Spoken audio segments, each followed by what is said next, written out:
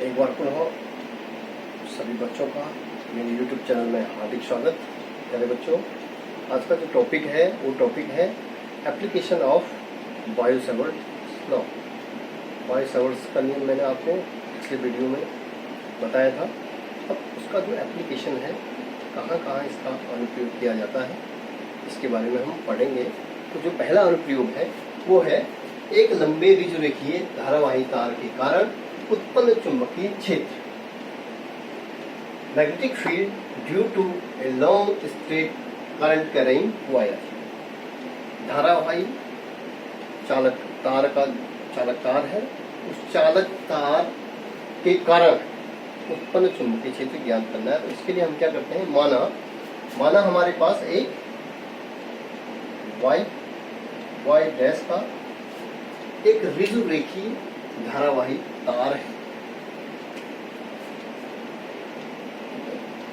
इस तार में क्या हो रही है, धारा बह रही है, आई धारा बह रही है, प्रवाहित हो रही है। इस धारावाही तार के कारण, माना धारावाही तार है, इस तार के कारण आर दूरी पर कोई बिंदु P है, जहां पर हमने क्या निकालना है, B निकालना है, चुंबकीय क्षेत्र ज्ञात करना है। तो चुंबकीय क्षेत्र के लिए हमने क्या, ये जो है चुंबकीय क्षेत्र की दिशा को ज्ञात करने के लिए हमारे पास फ्लेमिंग का बाएं हाथ का नियम, फ्लेमिंग के दाएं हाथ का नियम, मैक्सवेल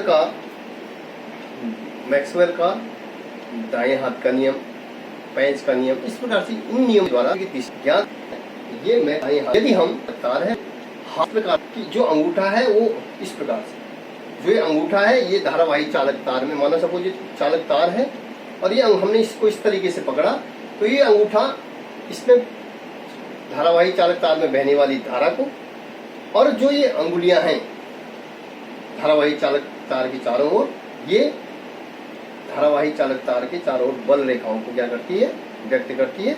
और धारा की दिशा क्या है, लंबवत है, और ये बल रेखाओं की दिशा, ये सब क्या होते हैं, एक दूसरे के लंबवत होते हैं। तो इस तरीके से हम जो है इसमें देखते हैं, ये जो है कि माना हमारे पास एक ऋजुरेखीय धारावाही चालक तार है, जिसमें आई धारा बह रही है, इससे आर दूरी पर कोई बिंदु P है, जहां पर चुंबकीय क्षेत्र ज्ञात करना है। तो हम क्या करते हैं, कल्पना करते हैं कि आर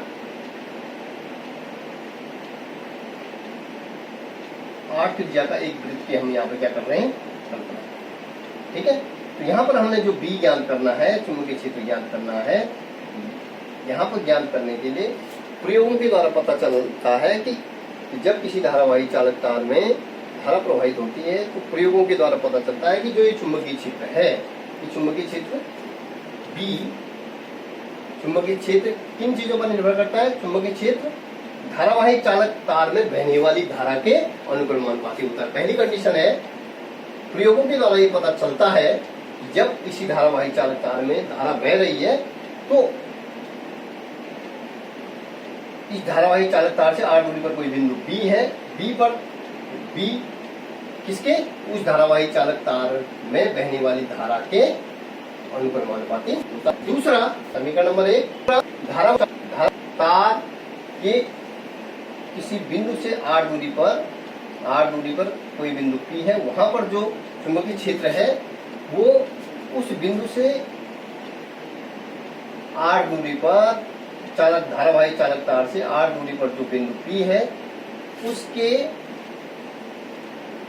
1/r के प्रति होता है। ये अब हम इस तरीके से प्राप्त होती है, तो हम मिलाएं आ सकते हैं, ये K I R, और ये क्या आती है कि जो यदि हम देते हैं बायो-सैवर्ट की वैल्यू 0/2, ठीक है, इस वैल्यू देते हैं तो ये जाएगा μ02 I अपॉन है, निकल गया धारावाही चालक एक धारा के कारण बिंदु क्षेत्र होता।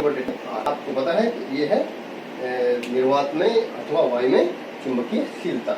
अब यहाँ पर यदि हम B की दिशा को ज्ञात करते हैं, तो B की दिशा को ज्ञात करने के लिए, चुंबकीय क्षेत्र की दिशा को ज्ञात करने के लिए हमारे पास मैक्सवेल का दाएं हाथ का जो दाएं हथेली का नियम है, या मैक्सवेल का जो है मैक्सवेल का जो नियम है, दाएं हाथ का नियम है, उस तरीके से हम क्या कर सकते हैं, चुंबकीय क्षेत्र की दिशा को क्या कर सकते हैं, ज्ञात कर सकते हैं। यहाँ पे कंडीशन ये है कि यहाँ पर इस तरीके से हम जो है काल्पनिक आर त्रिज्या का एक संकेंद्रीय वृत्तों की कल्पना करते हैं कि इस प्रकार से, जिस प्रकार से हमारी अंगुलियां चालक तार को पकड़ी हुई है इस तरीके से, तो यहाँ पर हम संकेंद्रीय वृत्तों की, जिनका केंद्र क्या संघ की क्या तरीके से, ठीक है, संकेंद्रीय वृत्तों की कल्पना करते हैं। अब यहाँ देखिएगा संकेंद्रीय, तो यहाँ धारा ऊपर को बह रही है, तो यदि धारा ऊपर को बह रही है, यदि जो चालक तार है वो कागज के तल पर है, तो चुंबकीय क्षेत्र कहाँ बह रहा है, ऊपर की ओर, इस तरीके से। इसकी दिशा क्या है, यदि चालक तार में चालक तार नीचे को बह रही है, तो हम क्या करेंगे, चालक तार से ये वाला फिगर हो गया और ये जो है बी वाला, तो ये हो जाएगा, ये इस तरीके से हम इसको जो है संकेंद्रीय वृत्त हो गई है। तो यहाँ पर इसकी जो दिशा होगी वो नीचे की ओर होगी, कागज के तल से नीचे की ओर लंबवत की दिशा में होगी। बल रेखाओं की जो चुंबकीय बल रेखाओं की जो दिशा होगी, जब धारावाही चालक तार में धारा नीचे को बह रही है, तो चुंबकीय बल रेखाओं की जो दिशा होगी वो कागज के तल के नीचे की ओर होगी। जब चालक तार में धारा ऊपर को बह रही है, तो बिंदु P पर जो चुंबकीय क्षेत्र की दिशा होगी वो कागज के तल के लंबवत ऊपर की ओर होगी, ठीक है ना। तो इस तरीके से जो है ये जो है ये बहुत ही इंपॉर्टेंट एप्लीकेशन है बायो सेवर्ट का। दूसरा जो है हमारे पास जो दूसरा टॉपिक है, दूसरा जो एप्लीकेशन है, ये पहला एप्लीकेशन हो गया। दूसरा एप्लीकेशन है कि धारावाही कुंडली के कारण केंद्र चुंबक, धारावाही कुंडली के कारण चुंबकीय क्षेत्र। धारावाही कुंडली के कारण जो दूसरा टॉपिक हमारे पास है, तो दूसरा वृत्ताकार धारावाही कुंडली के कारण चुंबकीय क्षेत्र। मैग्नेटिक फील्ड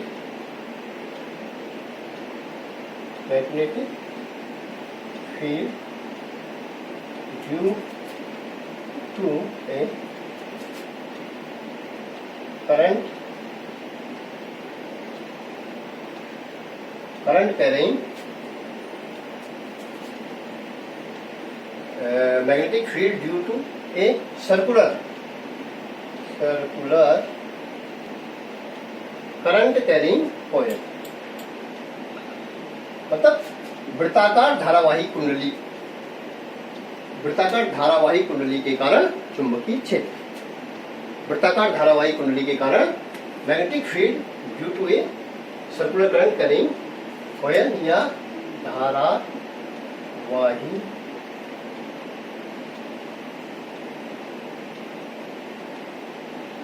कुंडली के कारण चुंबकीय क्षेत्र। वृत्ताकार धारावाही कुंडली,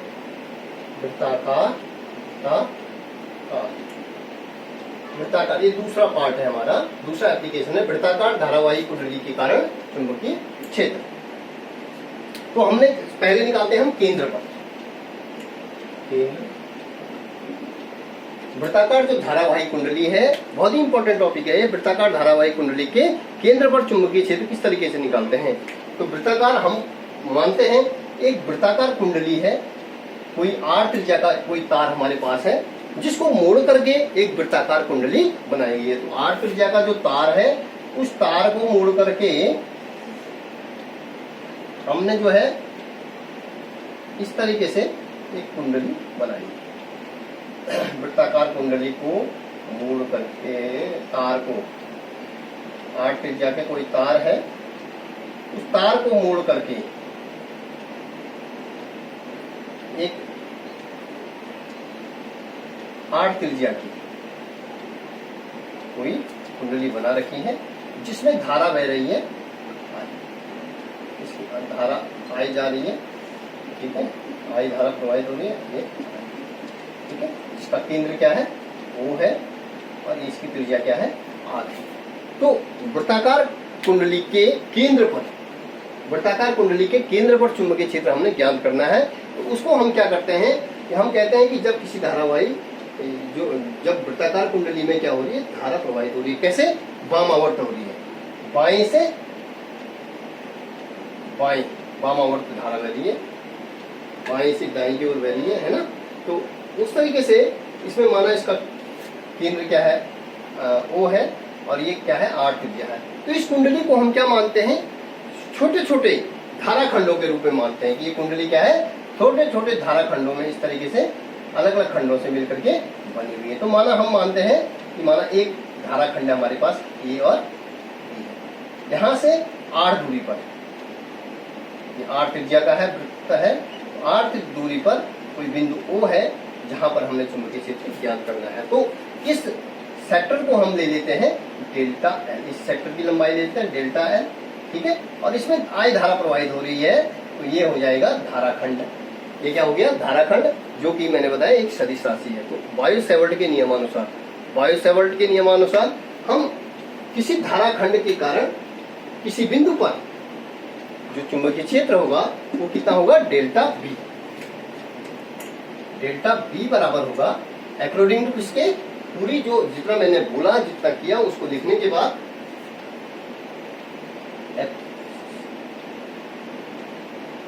अकॉर्डिंग टू बायो-सैवर्ट लॉ क्या हो जाएगा, dB बराबर हो जाएगा 1/μ0 डेल्टा L साइन थीटा बटे R स्क्वायर, ठीक है। ये जो है किसके नियमानुसार, बायो-सैवर्ट के नियमानुसार। माना हम इस वृत्ताकार कुंडली में हमने एक सेक्टर लिया AB, जिसकी लंबाई क्या है, डेल्टा L है, इससे R दूरी पर कोई बिंदु O है जो केंद्र है वृत्त का, जहां पर हमने चुंबकीय क्षेत्र ज्ञात करना है। तो उसको किसके अनुसार, बायो-सैवर्ट के नियमानुसार ये हो जाएगा μ0/4 I delta L sin theta बटे R स्क्वायर। चूंकि O और ये देखिएगा केंद्र और डेल्टा L, इसकी दिशा क्या है, एक दूसरे के लंबवत है। यहाँ पे जो है धाराखंड और केंद्र R दूरी पर जो केंद्र है, इसकी लंबाई क्या है, इसकी जो दिशा है वो क्या है, एक दूसरे के लंबवत है। तो थीटा हम यहाँ पे क्या ले लेंगे, 90 डिग्री। तो डेल्टा B बराबर हो जाएगा μ0/4 ये I delta L R square. Clear हो गया। साइन 90 का मान हमने क्या लिख दिया, साइन 90, और साइन 90 का मान क्या हो गया, 1 हो गया। तो हमारे पास साइन 90 का मान हो गया। क्लियर है। अब हम क्या करते हैं, इसी प्रकार से हम मानते हैं, चूंकि जो ये धारावाही जो वृत्ताकार कुंडली है, ये छोटे छोटे धाराखंडों से मिलकर के बनी हुई है, थोड़े अलग अलग धाराखंडों से मिलकर के बनी हुई है, और प्रत्येक धाराखंड का जो केंद्र से दूरी है, प्रत्येक धाराखंड की वो केंद्र से दूरी क्या है, समान है। चूंकि हमारा जो कुंडली है वो वृत्ताकार होती है, और वृत्त की परिधि जो है, जो परिधि से केंद्र की दूरी क्या होती है, समान होती है। तो यहाँ पर जो है जो चुंबकीय क्षेत्र हो जाएगा वृत्ताकार कुंडली के, वृत्ताकार धारावाही कुंडली के कारण, वृत्ताकार धारावाही कुंडली के कारण केंद्र पर कुल चुंबकीय क्षेत्र, कुल चुंबकीय क्षेत्र ये हो जाएगा वृत्ताकार कुंडली के कारण कुल चुंबकीय क्षेत्र आपका B हो जाएगा। B बराबर हो जाएगा रैखिक समाकलन, ये हो जाएगा डेल्टा B, ठीक है। कुल B किसके बराबर हो जाएगा, कुल रेखीय समाकलन किसके, एक सेक्टर का जो चुंबकीय क्षेत्र है। ठीक हो गया। तो अब हमारे पास जो है हम अगला निकालेंगे इसमें, तो ये हो जाएगा B इज इक्वल टू हो जाएगा इंटीग्रेशन, B का मान है μ0/4 I डेल्टा L बटे आर स्क्वायर। ठीक है, ठीक हो गया। तो ये b इक्वल टू हो जाएगा, इसको म्यू 0 बटे 4 आप बाहर ले लीजिएगा, और ये हो जाएगा I बटे आर स्क्वायर, इसको भी बाहर लीजिए। तो ये हो जाएगा इंटीग्रेशन डेल्टा एल, रैखिक समाकलन डेल्टा एल। अब डेल्टा एल चूंकि वृत्त हमारा कैसा है, वृत्ताकार, और वृत्त की परिधि, ये टोटल क्या हो जाएगी, परिधि हो जाएगी। इंटीग्रेशन डेल्टा एल बराबर 2 पाई आर। तो इस वृत्ताकार कुंडली की त्रिज्या हम क्या मान रहे हैं, आर मान रहे हैं। तो ये हो जाएगा b is equal to mu 0 बटे 4 पाई, ठीक है, into 1 upon I upon r square into 2 pi r हम रख देंगे, रैखिक समाकलन dl की वैल्यू। आर से आर क्या हो गया, कैंसिल हो गया, पाई से पाई कैंसिल, 2 से 2 4 कैंसिल। तो ये हो जाएगा b इज इक्वल टू हो जाएगा म्यू 0 बटे म्यू 0 इंटू आई बटे 2। ठीक है, अब देखिएगा, क्योंकि धारा जो तार है, एक आर त्रिज्या का जो तार है, उस तार को मोड़ करके वृत्त बनाया गया। तो माना वृत्त में फेरों की जो संख्या, वृत्ताकार जो कुंडली है उसमें फेरों की संख्या n है। माना वृत्ताकार कुंडली में फेरों की संख्या n है, तो तब कुल जो वो हो जाएगा, कुल चुंबकीय क्षेत्र हो जाएगा B is equal to n से क्या हो जाएगा, गुणा। जब एक फेरे का इतना है तो n का n से गुणा हो जाएगा, n म्यू 0 इंटू आई अपॉन 2r।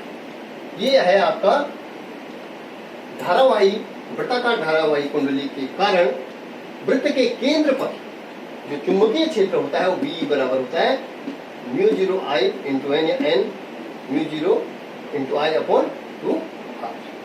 ठीक है, तो अब देखिएगा, यदि धारा कहाँ हो रही है, वामावर्त बह रही है, बाएं से दाएं की ओर बह रही है, तो चुंबकीय क्षेत्र की दिशा क्या है, O से धाराखंड की ओर है, केंद्र से धाराखंड की ओर है, ऊपर की ओर है। यदि धारा क्या हो रही होगी, इस तरीके से बहेगी, इधर को बहेगी। यदि धारा इधर को बही, दाएं से दाएं ओर बही, दक्षिणावर्त हुआ, दक्षिणावर्त होने पर इसकी दिशा क्या हो जाएगी, ऊपर से नीचे की ओर हो जाएगी। तो यहाँ पर जो दिशा हो जाएगी, धाराखंड की केंद्र की दिशा क्या हो जाएगी, वो नीचे की ओर हो जाएगी। तो बच्चों, ये जो है एप्लीकेशन है, ये बहुत ही इंपॉर्टेंट है। वायु शब्द का जो एप्लीकेशन है ये परीक्षा में आता ही है, और खासकर जो ये क्वेश्चन है ये बहुत ही इंपॉर्टेंट है कि वृत्ताकार धारावाही कुंडली के कारण केंद्र पर जो चुंबकीय क्षेत्र है वो कितना होता है। तो इस पर जो है न्यूमेरिकल्स भी आते हैं। यदि बच्चों आपको ये समझ में आया तो इसको जो है लाइक कीजिएगा, शेयर कीजिएगा, सब्सक्राइब जरूर कीजिएगा। धन्यवाद।